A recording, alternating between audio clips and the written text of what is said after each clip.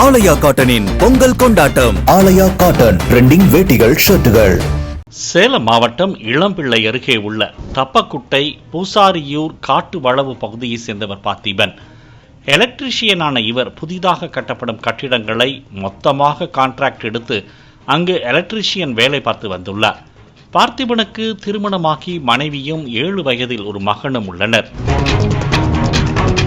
பார்த்திபனுக்கு சில வருடங்களுக்கு முன்பு ஃபேஸ்புக் மூலம் தருமபுரி மாவட்டம் ஏரியூரை சேர்ந்த 30 வயது இளம்பெண் சாலா என்பவருடன் பழக்கம் ஏற்பட்டுள்ளது. சாலாவிற்கும் அவரது கணவருக்கும் இடையே ஏற்பட்ட தகராறு காரணமாக அவர் கணவரை பிரிந்து 10ஆம் வகுப்பு படிக்கும் மகன் மற்றும் 9ஆம் வகுப்பு படிக்கும் மகளுடன் வசித்து வந்துள்ளார்.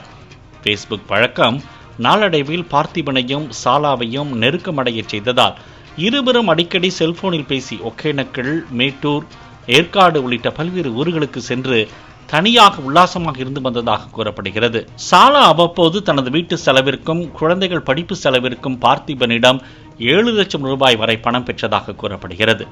கடந்த சில மாதங்களுக்கு முன்பு பார்த்திபன் சாலாவிடம், உனக்காக கடன் வாங்கிதான் பணம் கொடுத்தேன், என்னால் வட்டி கட்ட முடியவில்லை, நீ பணத்தை திருப்பி கொடுத்தால் அந்த கடனை அடைத்து விடுவேன் என பலமுறை கேட்டுள்ளார். ஆனால் சாலா தன்னிடம் பணம் ஏதுமில்லை என தெரிவித்து வந்ததாக கூறப்படுகிறது. இதனால் சாலாவிற்கும் பார்த்திபனுக்கும் வாய் தகராறு ஏற்பட்டது. இதன் காரணமாக இருவரும் 2 மாத காலமாக பேசாமல் இருந்து வந்ததாக கூறப்படுகிறது. இந்நிலையில் செல்போனில் பார்த்திபனை தொடர்பு கொண்ட சாலா, உன்னை பார்க்க வேண்டும் போல இருக்கிறது, வீட்டு செலவிற்கும் பணம் தேவைப்படுகிறது, இருவரும் ஏற்காடு செல்லலாம் என சாலா கூறியதாக சொல்லப்படுகிறது. கடந்த திங்கட்கிழமை அன்று பார்த்திபன் தனது 2 சக்கர வாகனத்தை எடுத்துக்கொண்டு ஓமலூர் பேருந்து நிலையத்திற்கு செல்ல சாலா தர்மபுரியிலிருந்து பேருந்து மூலம் ஓமலூர் பேருந்து நிலையத்திற்கு வந்துள்ளார். அங்கு சாலாவை பைக்கில் ஏற்றிக்கொண்ட பார்த்திபன் ஏற்காட்டிற்கு அழைத்துச் சென்றார். மான்ஃபோர்ட் பள்ளி அருகே உரிய அனுமதி இல்லாமல் செயல்பட்டு வந்த காட்டேஜ் ஒன்றை வாடகைக்கு எடுத்து இருவரும் தங்கியுள்ளனர். இருவரும் உல்லாசமாக இருந்துவிட்டு மறுநாள் காலையில் கிளம்பலாம் என்று திட்டமிட்டுள்ளனர். அப்போது பார்த்திபன் மது அருந்தி உள்ளார். மது போதையில் சாலாவிடம் கடன் நிறைய ஆகிவிட்டது, வட்டி கட்ட முடியவில்லை, பணத்தை திருப்பி தருமாறு கேட்டு தகராறில் ஈடுபட்டுள்ளார். பதிலுக்கு சாலா, வீட்டு செலவிற்கும் குழந்தைகள் படிப்பு செலவிற்கும் பணம் செலவழித்து விட்டேன், பணத்தை திருப்பி கேட்டால் நான் எங்கே செல்வது, உன்னைத்தானே நான் நம்பியிருக்கிறேன் என கூறியதாக சொல்லப்படுகிறது. பணம் இல்லை என சாலா கூறியதால் பார்த்திபனுக்கு கோபம் அதிகமானது. பின்னர் மது போதையில் சாலாவை தாக்கியுள்ளார்.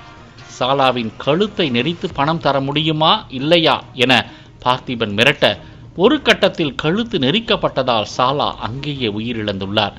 இதனால் அதிர்ச்சி அடைந்த பார்த்திபன் என்ன செய்வது என தெரியாமல் அரை கதவை தாளிட்டு விட்டு 2 சக்கர வாகனத்தை எடுத்துக்கொண்டு தனது வீட்டிற்கு வந்துள்ளார். இதனைத் தொடர்ந்து பார்த்திபனின் வீட்டிற்கு போலீசார் வந்திருப்பதை பார்த்து அவர் அதிர்ச்சி அடைந்தார். காட்டேஜில் தன்னை பற்றிய ஆவணமோ தகவலோ எதுவும் கொடுக்காமலேயே போலீசார் எப்படி இங்கு வந்தார்கள் என பார்த்திபன் குழம்பியுள்ளார். கொலை செய்த சிறிது நேரத்திலேயே மது போதையில் பார்த்திபன் அவருடைய வழக்கறிஞர் நண்பர் ஒருவருக்கு போன் செய்து நடந்ததை அனைத்தையும் தெரிவித்து, கொலை செய்து விட்டேன், ஒன்றும் பிரச்சனை இல்லையே என கேட்டுள்ளார். இதனை கேட்டு அந்த வழக்கறிஞர் அதிர்ச்சி அடைந்துள்ளார். பின்னர் அந்த வழக்கறிஞர் உடனே ஏற்காடு போலீசாருக்கு போன் செய்து தனக்கு தெரிந்த ஒருவன் காட்டேஜில் கொலை செய்து விட்டதாக தெரிவித்துள்ளான். அவன் போதையில் உளறுகிறானா இல்லை உண்மையா என தெரியவில்லை, நீங்கள் அந்த காட்டேஜ் சென்று பாருங்கள் என முகவரியை தெரிவித்துள்ளார். போலீசார் காட்டேஜ் அறையில் சென்று பார்த்தபோது பெண் இறந்த நிலையில் கிடந்தது தெரிய வந்தது.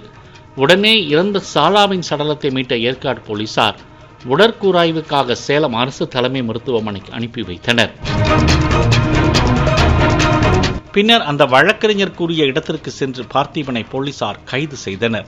ஆனால் மது போதையில் இதெல்லாம் பார்த்திபனுக்கு ஞாபகம் இல்லை என்றும் கூறப்படுகிறது.